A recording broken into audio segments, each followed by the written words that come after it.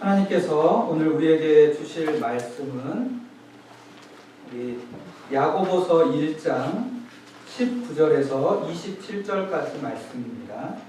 야고보서 1장 19절에서 27절까지 말씀입니다. 신약 성경 372페이지입니다. 우리 저와 여러분들이 한 절씩 교독하겠습니다.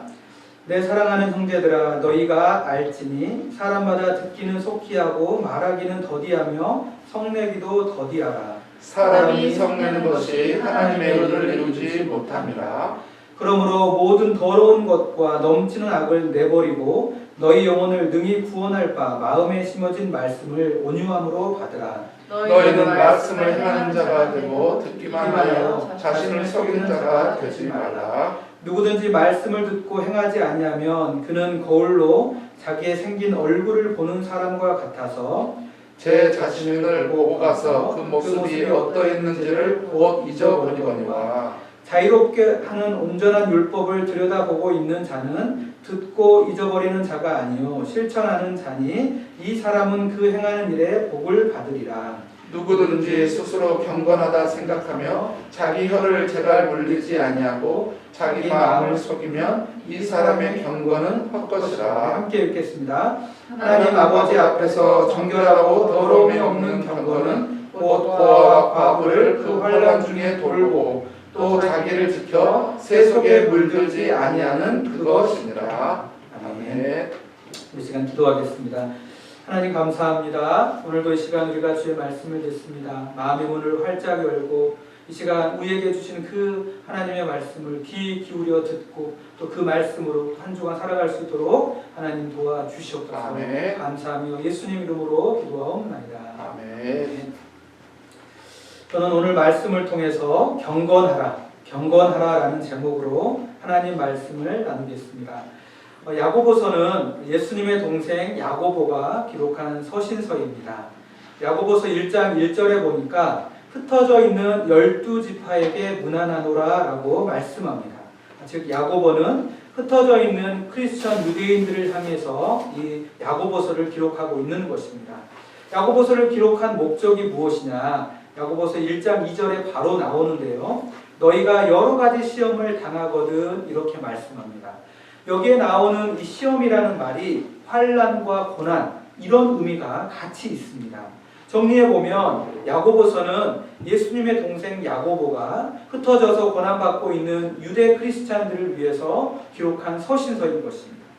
야고보는 고난 중에 있는 지체들을 생각하면서 그들을 위로하고 그들에게 영적인 힘을 주길 원했습니다. 영적인 힘을 불어넣어 주어서 그들이 지금 당면에 있는 그 고난을 잘 이겨내길 바랬습니다.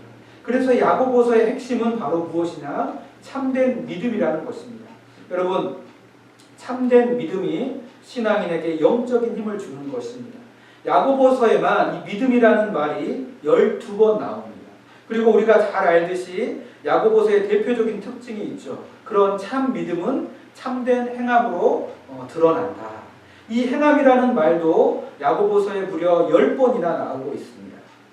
오늘 우리가 읽은 본문에서도 이 참된 믿음의 참된 행함인 경건함에 대해서 말씀해 주고 있습니다. 여러분, 경건하라 무슨 뜻입니까? 사전을 찾아보니까 공경하며 삼가고 엄숙하다라는 뜻으로 나옵니다. 그러니까 하나님을 공경하고 하나님 앞에서 행동들을 삼가 조심하고 엄숙하고 진지하게 하나님을 섬기는 것을 의미합니다. 여러분, 우리가 하나님을 진실되게 공경하는 것이 참 중요합니다. 우리가 하나님께 예배를 드리는데요, 이 예배의 예자도 예절 예자입니다. 예를 갖추어서 하나님을 경배하는 것이 바로 예배입니다. 이 예배에도 이런 진실된 공경함이 필요합니다. 여러분, 또 다윗은 하나님을 경외하라라고 말합니다. 시편 34편 9절 말씀 보니까 너희 성도들아 여호와를 경외하라. 그를 경외하는 자에게는 부족함이 없도다. 이 아버지 다윗의 가르침을 받은 솔로몬이 하나님을 경외하는 것을 더욱 명확하게 우리에게 말씀해 줍니다. 잠언 1장 7절 말씀 보니까 여호와를 경외하는 것이 지식의 근본이거늘. 하나님을 경외하는 것이 지식의 근본이다라고 말합니다. 여러분, 경외라는 뜻이 무엇입니까? 가장 깊은 존경심과 공경심에서 나오는 두렵고 떨림으로 하나님을 섬기는 것을 의미합니다. 이 경외함에도 이 진실된 공경함이 들어가 있는 것을 우리는 볼 수 있습니다. 여러분, 경건, 예배, 경외 모두 신앙인에게 있어서 정말 중요한 신앙인의 모습이고 우리가 순종해야 될 하나님의 말씀입니다. 그리고 공통적으로 들어가 있는 것이 뭐냐? 진실됨으로 하나님을 공경해야 된다는 것. 그래서 이 진실되게 하나님을 공경하는 것, 그리고 이런 경건함은 신앙인에게 있어서 너무나 중요하다는 것입니다. 성경에 보면 이 경건의 유익에 대해서도 우리에게 말씀해 줍니다. 대표적인 것 세 가지만 말씀드리면 디모데전서 4장 8절 말씀 보니까 육체의 연단은 약간의 유익이 있으나 경건은 범사에 유익하니 금생과 내생에 약속이 있느니라. 경건이 우리에게 범사에 유익하다라고 말씀합니다. 또 베드로후서 2장 9절 말씀 보니까 주께서 경건한 자는 시험에서 건지시고 경건한 자를 주님께서 지켜주시고 시험에서 건져주신다고 말씀합니다. 또 시편 4편 3절 말씀 보니까 여호와께서 자기를 위하여 경건한 자를 택하신 줄을 너희가 알지어다. 내가 그를 부를 때에 여호와께서 들으시리로다. 경건한 자의 기도를 주님께서 들어주신다고 하나님의 말씀은 말하고 있습니다. 오늘 저와 여러분들이 하나님의 말씀을 통해서 하나님께서 원하시는 경건한 신앙인이 되시길 바랍니다. 또한 경건함으로 이 은혜를 누리시는 저와 여러분들이 되시기를 바랍니다. 첫 번째, 오늘 본문에서 발견할 수 있는 경건함은 무엇이냐? 하나님의 의를 이루는 것이 바로 경건함이라는 거예요. 하나님의 의를 이루는 것이 바로 경건함이다. 19절부터 21절까지를 제가 읽겠습니다. 내 사랑하는 형제들아, 너희가 알지니 사람마다 듣기는 속히 하고 말하기는 더디하며 성내기도 더디하라. 사람이 성내는 것이 하나님의 의를 이루지 못함이라. 그러므로 모든 더러운 것과 넘치는 악을 내버리고 너희 영혼을 능히 구원할 바 마음에 심어진 말씀을 온유함으로 받으라. 야고보는 우리가 하나님의 의를 이루지 못하는, 경건하지 못한 삶을 살아서는 안 된다고 말합니다. 오늘 본문에서는 하나님의 의를 이루지 못하는 다른 많은 모습들이 있지만 대표적인 모습으로 성내는 것을 말하고 있습니다. 그리고 하나님의 의를 이루는 많은 모습 중에서 대표적인 모습으로 온유함을 말씀하고 있습니다. 하나님 보실 때 바른 경건함은 뭐냐? 온유함으로 하나님의 의를 이루는 것. 하나님의 의를 이루는 삶이 바로 경건한 신앙인의 삶이라는 거예요. 우리가 예수님의 지상명령을 잘 알고 있습니다. 마태복음 28장 19절 20절 말씀 보니까 그러므로 너희는 가서 모든 민족을 제자로 삼아 아버지와 아들과 성령의 이름으로 침례를 베풀고 내가 너희에게 분부한 모든 것을 가르쳐 지키게 하라. 볼지어다 내가 세상 끝날까지 너희와 항상 함께 있으리라 하시니라. 지상명령은 이렇게 시작합니다. 그러므로 너희는 가서 세상으로 나아가는 거예요. 그래서 신앙인을 하나님의 사신이다. 그리고 같은 의미로 오늘날에는 하나님의 대사다라고 이렇게 말합니다. 여러분, 사신과 대사의 역할이 무엇입니까? 한 나라의 왕이나 대통령, 그리고 그 나라를 대신해서 메시지를 전하는 것이 바로 사신의 역할이에요. 때문에 사신과 대사들은 한 나라를 대표하기 때문에 그들 마음대로 행동할 수도 없고 그들 마음대로 말할 수도 없습니다. 그들의 목적은 자신을 드러내는 것이 아니라 오직 왕을 드러내는 것이기 때문에 그렇습니다. 여러분, 성도는 하나님의 사신이고 하나님의 대사라는 사실이에요. 우리는 오직 하나님만을 드러내야 하는 사명이 있습니다. 그런데 이 성내는 하나님의 의를 이루지 못한다는 거예요. 오직 온유함이 하나님의 의를 이루는 길이라고 오늘 말씀은 말씀하고 있습니다. 여러분, 그러면 우리가 어떻게 온유한 사람이 될 수 있습니까? 이 온유라는 말에 뜻에 답이 있습니다. 이 온유라는 말은 야생동물을 길들일 때 쓰는 말입니다. 여러분, 조련사가 야생동물을 길들여서 더 이상 야생의 습성은 사라지고 온순한 동물로 길들여졌을 때 바로 이 온유라는 이 말을 썼다고 합니다. 그러면 조련사는 무엇으로 야생동물을 길들입니까? 바로 먹이로 야생동물을 길들입니다. 모기를 통해서 야생 동물을 온순한 온유한 동물로 조련한다는 거예요. 그러면 신앙인에게 있어서 먹이, 신앙인에게 있어서 양식이 무엇입니까? 바로 하나님의 말씀이라는 거예요. 베드로전서 2장 2절 말씀 보니까 갓난 아이들 같이 순전하고 신령한 젖을 사모하라. 이는 그로 말미암아 너희로 구원에 이르도록 자라게 하려 함이라. 오늘 본문 말씀인 21절 후반부에도 이렇게 말씀합니다. 너희 영혼을 능히 구원할 바 마음에 심어진 말씀을 온유함으로 받으라. 하나님의 의를 이루는 첫걸음, 온유함의 첫걸음이 무엇이냐? 말씀을 받는 데부터 시작된다라고 오늘 하나님의 말씀은 말씀하고 있는 것입니다. 그 하나님의 말씀이 우리를 온유한 사람으로 변화시킨다는 거예요. 이번 주 큐티 말씀이었던 디모데후서 3장 16절 말씀 보니까 모든 성경은 하나님의 감동으로 된 것으로 교훈과 책망과 바르게 함과 의로 교육하기에 유익하니라고 말씀합니다. 여러분 기억하시길 바랍니다. 신앙인은 하나님의 의를 이루는 경건한 사람들이 되어야 합니다. 그리고 오직 온유한 사람이 하나님의 의를 이룰 수 있습니다. 그리고 그 온유함은 하나님의 말씀을 통해서 가능하다라는 거예요. 성경에 보면 예수님의 제자 베드로가 점점 온유한 사람으로 변화되는 것을 볼 수 있는데, 여러분 베드로는 예수님이 잡히시던 날 칼을 가지고 대제사장의 종이었던 그 사람의 귀를 잘라버릴 정도로 성격이 급한 사람이었어요. 불같은 사람이었어요. 말보다 행동이 먼저였던 사람이었어요. 그런 베드로가 사도행전에 보면 교회 안에서 어떤 지체들로부터 비난을 받게 됩니다. 공개적으로 공격을 받게 돼요.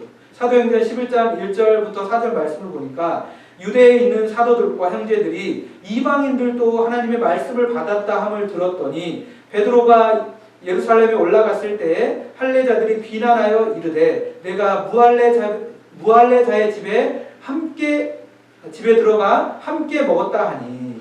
그러니까 지금 사도 베드로를 향해서 몇몇 지체들이 공개적으로 비난하면서 사도 베드로를 공격하고 있는 거예요. 그런데 그때 베드로가 어떻게 반응합니까? 4절 말씀 보니까 베드로가 그들에게 이 일을 차례로 설명하여. 말보다 행동이 먼저였던 베드로가 이렇게 어떻게 자신의 감정을 내려놓고 하나님의 말씀으로 차례대로 설명할 수 있는 어떻게 이렇게 온유한 사람으로 변화되어질 수 있었을까요?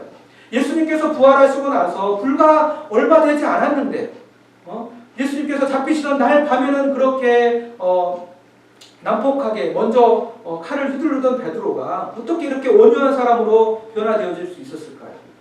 우리는 사도행전 6장 4절에서 그 답을 찾을 수 있습니다. 우리는 오로지 기도하는 일과 말씀 사역에 힘쓰리라 하니. 여러분 말씀과 기도 가운데 사도 베드로는 온유한 신앙인으로 변화될 수 있었던 것입니다. 여러분 이처럼 말씀은 우리를 변화시키는 능력의 말씀이라는 것을 기억하시길 바랍니다. 오늘 저와 여러분들이 사도 베드로처럼 말씀을 통해 온유한 신앙인으로 변화되어지길 주님의 이름으로 축원합니다. 온유함으로 변화되어져서 하나님의 의를 이루는 경건한 신앙인이 되길 주님의 이름으로 축원합니다. 두 번째 오늘 본문에서 발견할 수 있는 경건함은 무엇이냐? 하나님의 말씀을 실천하는 것이 바로 경건함이라는 거예요. 22절부터 25절 말씀을 제가 읽겠습니다. 너희는 말씀을 행하는 자가 되고 듣기만 하여 자신을 속이는 자가 되지 말라. 누구든지 말씀을 듣고 행하지 아니하면 그는 거울로 자기의 생긴 얼굴을 보는 사람과 같아서 제 자신을 보고 가서 그 모습이 어떠했는지를 곧 잊어버리거니와 자유롭게 하는 온전한 율법을 들여다보고 있는 자는 듣고 잊어버리는 자가 아니요 실천하는 자니 이 사람은 그 행하는 일에 복을 받으리라. 오늘 본문 말씀을 보니까 진실된 신앙인이 있고 거짓된 신앙인이 있다라고 말합니다. 자신을 속이는 거짓된 신앙인이 누구입니까? 말씀을 듣고 행하지 않는 신앙인이라는 거예요. 반대로 자신을 속이지 않는 진실된 신앙인이 누구입니까? 말씀을 듣고 행하는 신앙인이라는 것입니다. 진실된 신앙인과 거짓된 신앙인을 구분하는 기준이 무엇이냐? 바로 하나님의 말씀을 실천하느냐, 하나님의 말씀을 실천하지 않느냐인 거예요. 여러분 말씀을 실천하지 않는데 어떻게 경건한 신앙인이 될 수 있습니까? 말씀을 실천하지 않는데 어떻게 주님을 진심으로 공경한다라고 말할 수 있겠습니까? 더 나아가서 말씀을 실천하지 않는데 어떻게 내가 주님을 사랑한다고 말할 수 있겠습니까?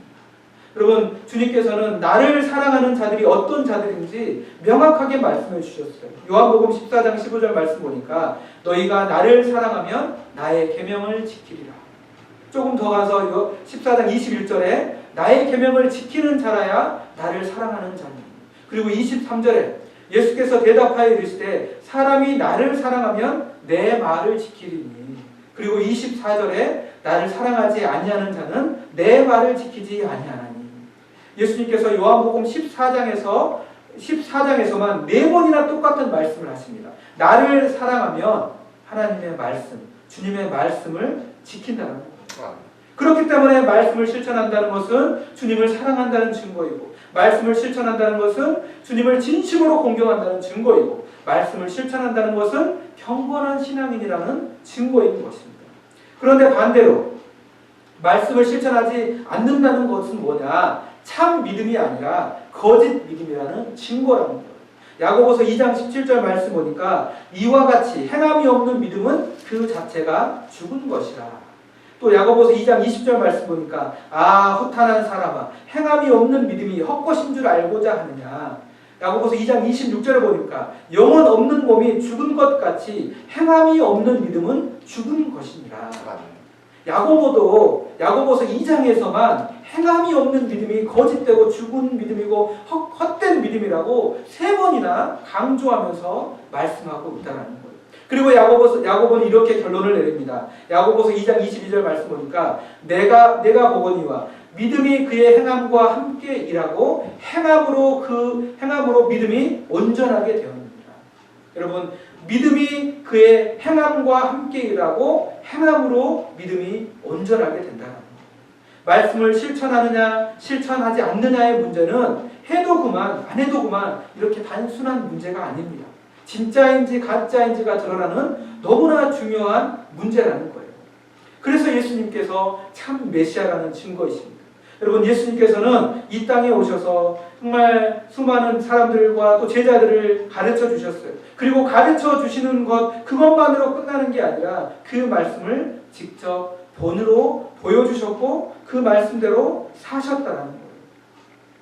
요한복음 13장 14절 15절 말씀 보니까 내가 주와 또는 선생이 되어 너희 발을 씻었으니 너희도 서로 발을 씻어주는 것이 옳으니라. 내가 너희에게 행한 것 같이 너희도 행하게 하려 하여 본을 보였노라. 말씀대로 실천하는 모습을 예수님께서 직접 보여주신 거예요.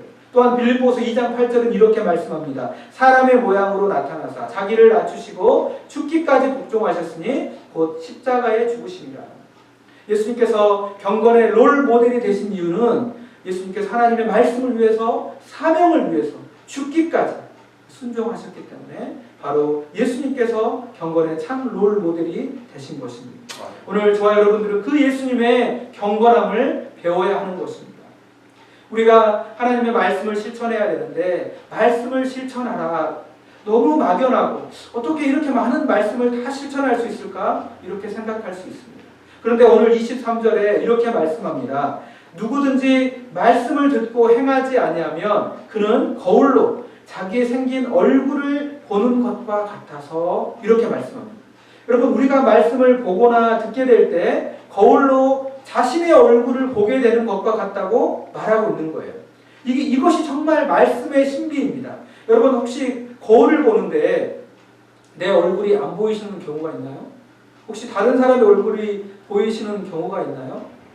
여러분, 그런 적이 있습니까? 내가 거울을 보면 어떻습니까? 나의 얼굴이 보이는 거예요. 그게 바로 거울이라는 거예요. 이 말씀이 무슨 의미냐? 우리가 말씀을 보고 실천해야 되는데 내가 말씀을 볼 때 하나님께서 나의 부족하고 연약한 모습을 또는 내가 실천해야 할 모습을 마치 거울이 내 얼굴을 비춰주듯이 말씀이 내가 실천해야 될 모습을 비춰주신다는 거예요. 어떻게 이런 일이 가능합니까? 바로 우리 안에 성령님께서 거하시고 성령님께서 우리와 함께 하시면서 가르쳐 주시고 말씀해 주시기 때문이라는 사실입니다. 요한복음 14장 26절 말씀 보니까 보혜사 곧 아버지께서 내 이름으로 보내실 성령 그가 너희에게 모든 것을 가르치고 내가 너희에게 말한 모든 것을 생각나게 하리라. 그래서 저와 여러분들이 말씀을 실천해야 하는 첫 걸음 21절 말씀처럼 온유함으로 말씀을 받는 데서부터 시작된다는 것. 우리가 하나님의 말씀을 온유함으로 받고 그 말씀을 우리가 바라볼 때 우리 안에 거하시는 성령님께서는 우리가 실천해야 될 모습을 마치 거울로 비춰주듯이 우리에게 보여주신다는 것. 우리에게 말씀해 주신다는 것.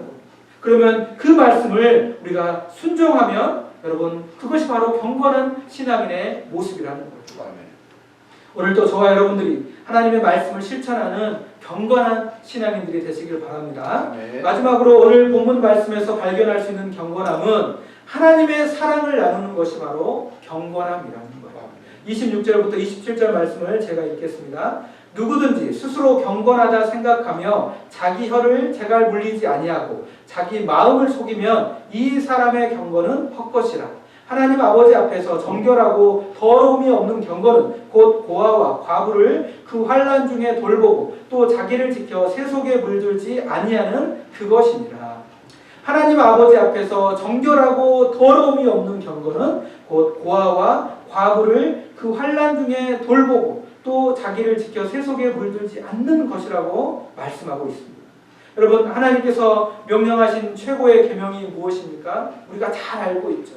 하나님을 사랑하고 내 이웃을 내 몸과 같이 사랑하라. 마태복음 22장 35절부터 40절까지 그 내용이 나옵니다.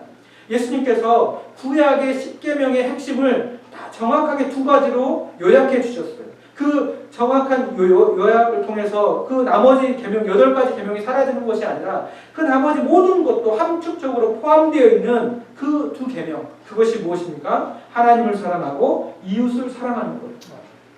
이렇게 하나님을 사랑하고 하나님의 사랑을 나타내는 것이 바로 참된 경건함이라는 거예요. 오늘 말씀과 딱 맞는 주님의 비유가 있죠. 누가복음 10장 30절에서 37절에 나오는 선한 사마리아인의 비유입니다. 어떤 사람이 예루살렘에서 여리고로 내려가는데 강도를 만나게 됩니다. 있는 거 다 뺏기고 거의 죽을 만큼 맞고 버려지게 됩니다. 그런데 그때 한 제사장이 지나가면서 쓰러진 그 사람을 보면서 피하여 지나갑니다. 또 한 레위인이 지나가면서 그 사람을 봤지만 역시 피해서 지나갑니다. 그런데 어떤 사마리아인이 지나가면서 그 사람을 보고 그를 불쌍히 여겨서 상처를 싸매어 주고 그 사람을 마을까지 잘 데리고 내려옵니다. 그리고 치료받고 거처할 수 있도록 비용까지 지불해 줍니다. 여러분 이 예수님의 비유에서 누가 경건한 사람입니까? 이스라엘의 영적 리더인 제사장입니까? 아니면 하나님을 섬기는 거룩한 일을 하는 레위인입니까? 아닙니다. 오직 사랑을 실천했던 선한 사마리아인이 바로 경건한 사람이라는 거예요. 히브리어에서 경건은 하시드라고 합니다. 하시드. 이 말의 뜻은 뭐냐? 자비로운 사람이라는 거예요. 여러분 경건한 사람은 자비를 베푸는 사람입니다. 주님의 사랑을 나누고 베푸는 사람이 바로 경건한 사람인 것입니다. 여러분 사랑이 없는 사회가 여러분 상상이 되십니까? 제가 설교를 준비하면서 한 영상을 보게 되었는데요. 미국의 한 도시에서 사고로 차가 뒤집어지면서 그 차가 설상가상으로 물가에 빠졌어요. 근데 이제 물가에 이제 비가 오고 하니까 이 물이 불어나서 점점 이 차 속까지 물이 들어오게 되는 거예요. 지나가던 차들이 멈추어서 구조하기 시작합니다. 그런데 다급한 소리가 들립니다. 어린아이들 2명이 지금 뒷좌석에 있다라는 거예요. 물이 막 점점 불어나니까 문이 안 열리고 또 아이들이 안전벨트를 꽉 끼고 있어가지고 이 안전벨트가 안 풀어지는 거예요. 그래서 사람들이 막 시간을 지체하고 결국 구조는 했는데 구조하고 보니까 아이들이 숨을 쉬지 않는 거예요. 그러니까 많은 사람들이 주위에서 울면서 어떤 사람은 기도하고 어떤 사람은 포기하지 말라고 어른들에게 말하고 또 아이들에게도 힘을 내라고 계속 말합니다. 그리고 얼마 지나지 않아서 하나님의 은혜로 정말 아이가 다시 숨을 쉬게 되었을 때 거기에 있던 모든 사람들이 하나같이 울면서 환호성을 지르면서 또 하나님 감사합니다라고 하는 그런 영상이었어요. 제가 그 영상을 보면서 얼마나 감동을 받았는지 모릅니다. 또 그 영상이 저뿐 아니라 또 얼마나 많은 다른 사람들에게 감동을 주었겠습니까? 제가 감동을 받은 이유가 무엇이었을까요? 그 많은 사람들이 감동을 받은 이유가 무엇일까요? 바로 사랑을 나누고 실천한 그 사랑의 모습 때문입니다. 여러분, 그래서는 안 되겠지만 만약에 그런 사고가 났어도 그 누구 하나 사랑의 손길을 내밀지 않았다면 그 사회가 얼마나 삭막하고 메마른 사회이겠습니까? 그런 사회를 누가 원하겠습니까? 예수님께서는 선한 사마리아인의 비유 마지막에 이렇게 말씀하십니다. 너도 이와 같이 하라. 주님의 사랑을 나누고 베푸는 자비로운 신앙인이 되라고 주님은 말씀하신 것입니다. 그런 신앙인이 바로 경건한 신앙인이라는 것. 오늘 저와 여러분들이 주님의 사랑을 나누는 자비롭고 경건한 신앙인들이 되길 바랍니다. 말씀을 정리하도록 하겠습니다. 신앙인은 하나님 아버지 앞에서 정결하고 더러움이 없는 경건한 신앙인이 되어야 합니다. 오늘 말씀에서 경건한 신앙인은 25절 말씀 보니까 그 행하는 일에 복을 받으리라 라고 말씀합니다. 그리고 27절에도 경건함으로 세속에 물들지 않게 된다고 말씀합니다. 여러분, 하나님께 복을 받고 내가 이 마지막 때 세속에 물들지 않는다는 것 얼마나 큰 은혜입니까? 여러분, 우리는 그 경건한 삶을 살아야 되는 것입니다. 경건한 삶은 참된 믿음의 증표이자 참된 신앙인의 증표입니다. 여러분, 온유함으로 하나님의 의를 이루시길 바랍니다. 말씀을 읽고 듣고 보십시오. 말씀은 우리를 온유한 사람으로 변화시킵니다. 여러분, 또한 그렇게 온유함으로 받은 말씀, 그렇게 들은 말씀을, 내게 주신 말씀을 여러분 실천하시길 바랍니다. 두려워하지 마십시오. 미리 걱정하지 마십시오. 하나님께서는 나의 믿음과 신앙에 맞게 감당할 수 있는 말씀을 우리에게 주신다는 거예요. 마지막으로 하나님의 사랑을 이웃에게 나누시길 바랍니다. 없는 것을 나누라는 것이 아닙니다. 주님께서 주신 이미 받은 그 주님의 사랑을 나누라는 것입니다. 오늘 저와 여러분들이 이런 경건한 신앙인이 되기를 주님의 이름으로 축원합니다. 이 시간 기도하겠습니다. 하나님 감사합니다. 오늘도 우리에게 정말 경건하라고 말씀해 주셨습니다. 주님, 우리가 경건할 수 있도록 정말 참된 믿음으로 하나님을 높이는, 하나님께 영광 올려드리는 그런 경건한 신앙이 될 수 있도록 하나님 도와주시옵소서. 감사하며 예수님 이름으로 기도하옵나이다.